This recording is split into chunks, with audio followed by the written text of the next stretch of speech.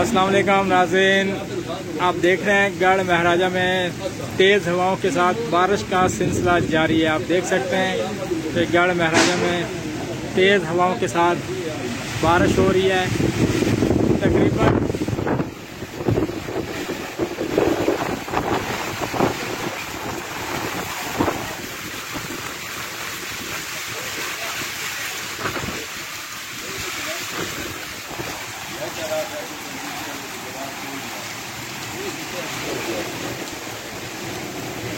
तकरीबन साल के बाद गढ़ महाराजा में बारिश हुई है।